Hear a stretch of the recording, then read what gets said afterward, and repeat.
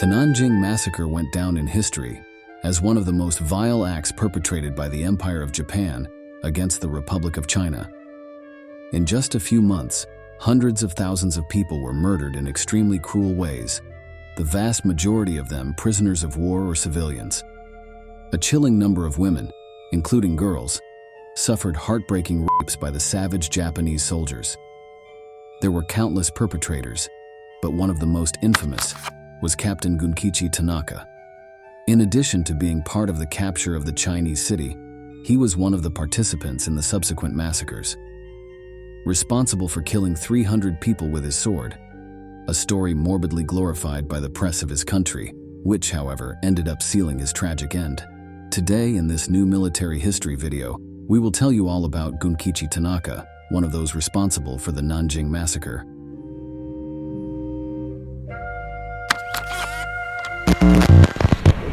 내생이 상대는 쇼를 쓴다고 간단다거나 시간적인 뭐 오사를 30분 동안 가갈 나갔던 데니까나 또니까 카모 없이도이다 그말 난데가나 코이 흐트니 타나가 도로 연이 지나고 쓰겠다고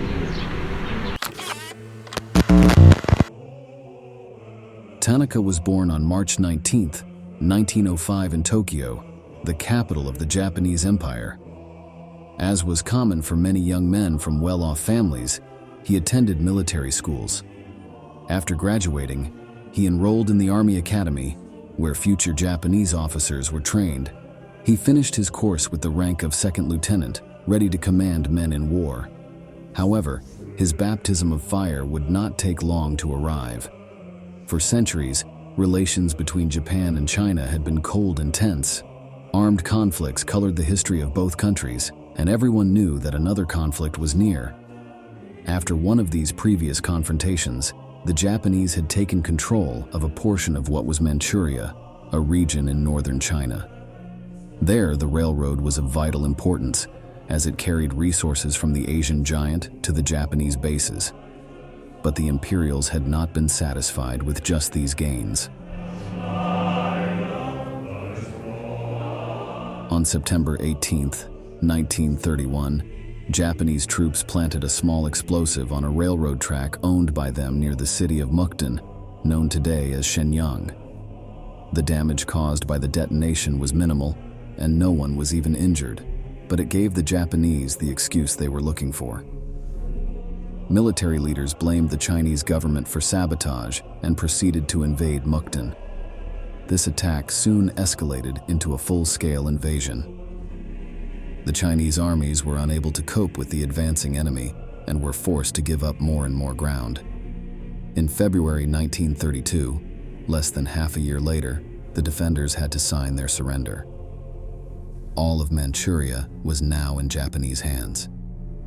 Only a few days later, Japan established the puppet state of Manchukuo on this territory. Its government was completely subordinate to the imperialists, and the latter were in charge of its security and defense. Manchukuo would only be dissolved after the end of World War II. The reasons that led the then Emperor of Japan, Hirohito, and his military advisors to invade their neighbor had two important aspects.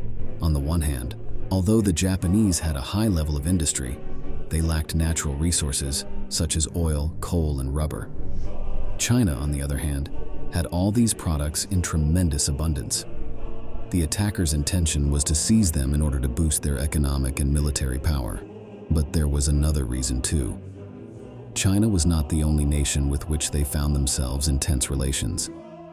The Soviet Union had also had armed clashes with Japan in the past, and this did not seem to be changing soon. Manchukuo thus served as a buffer state, protecting the Japanese from possible advances by Joseph Stalin. The years following the invasion of Manchuria were filled with armed skirmishes between the Republic of China and the Japanese Empire. But these did not escalate into anything serious. However, the situation changed on July 7, 1937. That day, Japanese forces were conducting military maneuvers near the Marco Polo Bridge, right on the border of China and Manchuria. When one of his men failed to report in order to search for him, the imperial leader asked the commander of the Chinese garrison for permission to enter the town of Wanping, but he flatly refused. Both countries knew what this meant and quickly began to mobilize their armies. Gunfire between the two factions was soon heard, but this was only the beginning of what would be a terribly brutal campaign. After what became known as the Marco Polo Bridge incident, the Second Sino-Japanese War began. This conflict was particularly bloody and cruel, as well as extensive.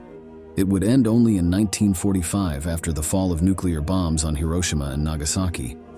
In fact, many authors placed the beginning of World War II there, rather than with Germany's invasion of Poland on September 1st, 1939.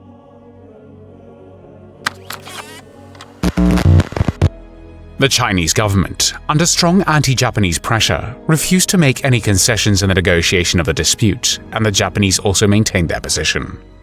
As a result, the conflict continued to grow, with larger forces committed by both sides, and fighting spread to other parts of China. At the start of hostilities, Japan had a large advantage. Despite being greatly outnumbered, the Japanese were much better trained and had more modern equipment. The martial culture in which they were raised also provided them from an early age with a deep hatred for their continental neighbors. This caused the soldiers, encouraged by their officers, to fight savagely, spreading terror not only to their enemy combatants, but also to innocent civilians. Shortly after the battles began, Beijing had fallen into the hands of the attackers. Now their eyes were turned to the capital of that time, Nanking. But to get there, they would first have to pass through Shanghai.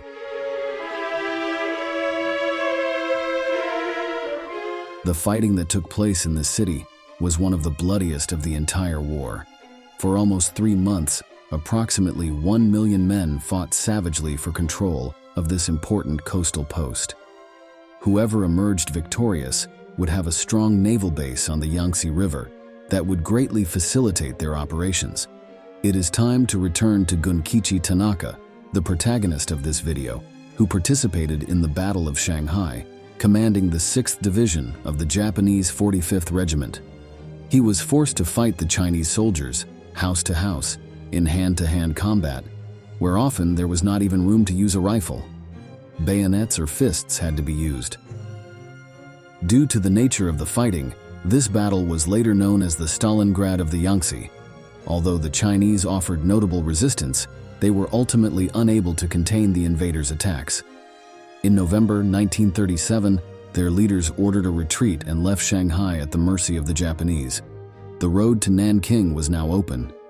Its capture would be in the hands of General Iwane Matsui, who had made it clear to his superiors that he would do whatever was necessary to accomplish his mission.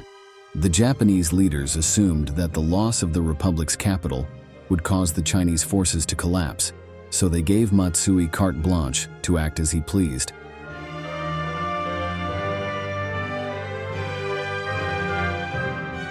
Just as the Nazis did with the Jews, the Japanese viewed the Chinese as inferior beings. This led them to behave in an extremely brutal manner towards them. It was not uncommon for prisoners of war to be tortured or executed, and this was also the fate of many civilians. Women, for their part, were brutally abused before being killed. The road from Shanghai to Nanking was no different in this respect. Soldiers shot at villagers and farmers without provocation, just for fun. Air Force planes did the same, spraying entire villages with bullets. Houses were burned down along with their inhabitants, and if anyone managed to escape the carnage, they were shot or stabbed with bayonets under rifles. Thousands died, long before any invaders ever set foot on Nanking soil. But one of the most gruesome and well-known atrocities was a competition between 2 Japanese officers, Toshiaki Mukai and Tsuyoshi Noda. These men decided to see who would be the first to kill 100 people using their service swords before reaching the Chinese capital. It's clearly a war crime by any standard you could possibly even think of. Troops out killing, looting, raping, murdering, all that is part of it. And you get these, in some ways I think these are the most horrific instances where there is sort of competitive head chopping going on, where Japanese officers and soldiers used their samurai swords to decapitate.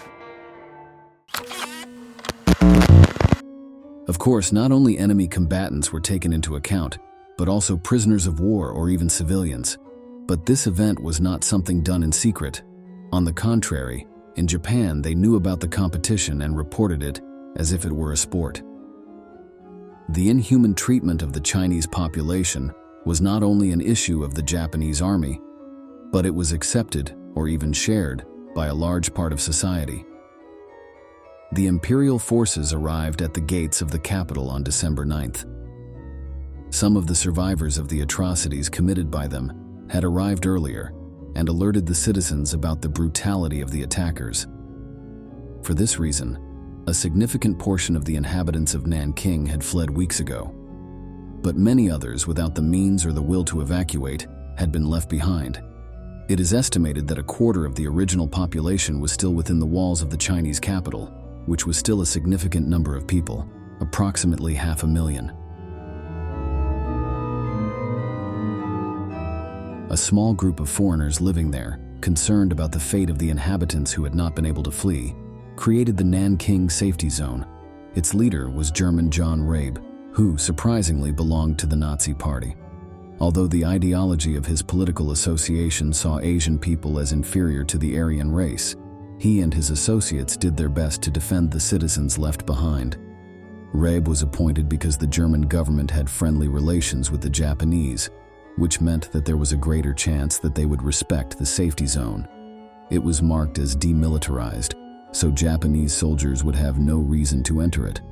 Although its borders were not always respected, tens of thousands of Chinese and other foreigners took refuge in this area and were saved from uncontrollable persecution. On December 10th, after unsuccessfully urging the battered defenders to surrender, General Iwane Matsui ordered the attack. Within 2 days, the Chinese forces were overwhelmed and could do nothing to prevent entire divisions from entering the city. Despite vowing to fight to the death, the local commander gave the order to retreat. Nanking had fallen.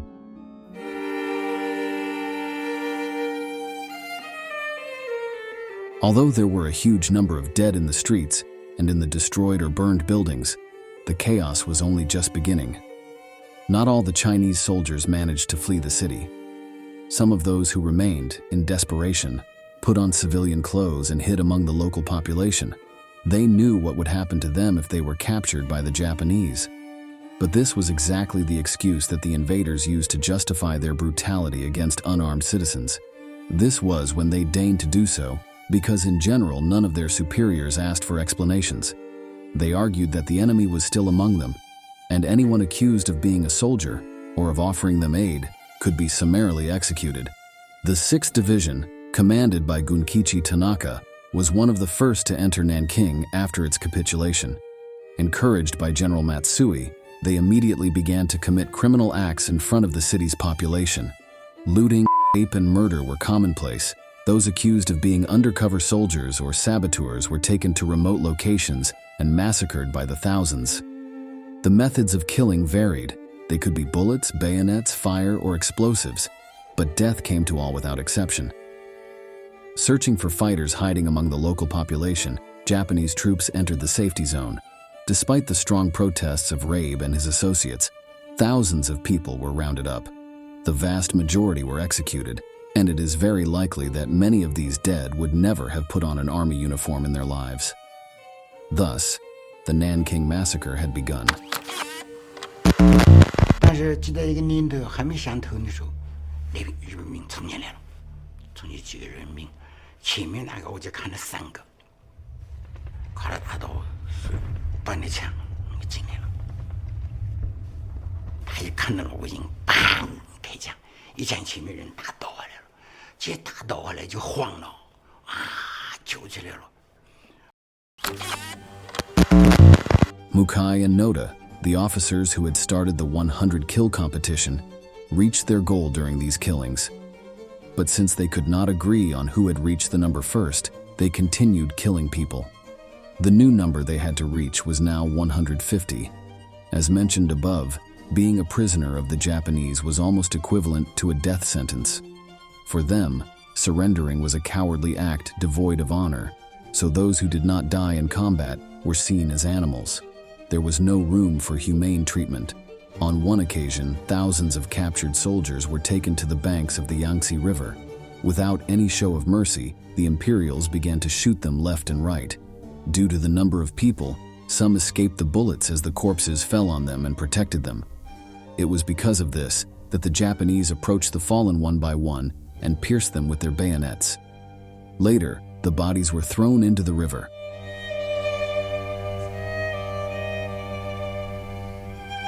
On many other occasions, prisoners were doused with gasoline and burned alive, or placed in pits where explosive mines were then dropped. But another common method of execution was by decapitation with a sword. This is how Gunkichi Tanaka committed the crime for which he became known years later.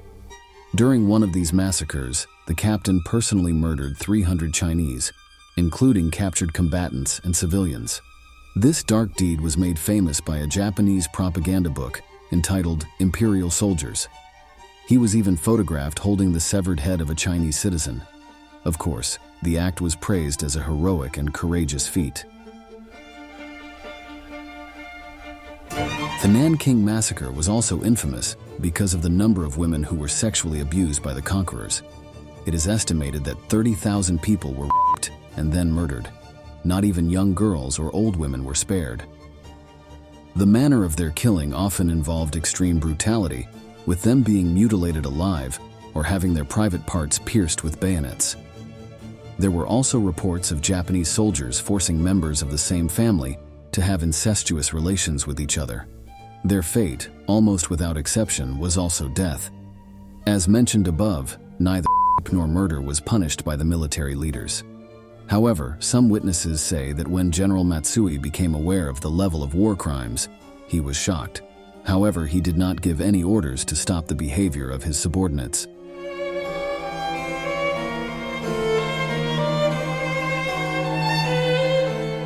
The killings and torture only stopped when the Japanese Empire established another of its puppet states in the city, which it called the Reformed Government of the Republic of China. Thus, Nanking came under direct Japanese control.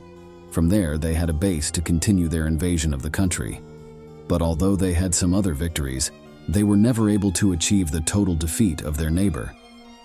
In 1945, World War II ended with the unconditional surrender of Japan. But this did not mean that the deaths were forgotten. Justice still had to be administered to those responsible for the massacres. The vast majority of soldiers and officers who participated in the Nanking Massacre were never convicted. Many died in subsequent battles, and many others escaped any sentence. Gunkichi Tanaka was not originally on the list of criminals to be tried, but in May 1947, he was asked to be added on the basis of the crimes he had committed. In addition to witnesses, there was evidence in the book Imperial Soldiers and in the photo that decorated it. After the war, my grandfather submitted his films to the Nanking War Crimes Tribunal. The killing began immediately in several ways, often by individual Japanese soldiers. Japanese war criminals soon faced justice. My grandfather's films are to this day seen as hard evidence of the atrocities committed by the Japanese army.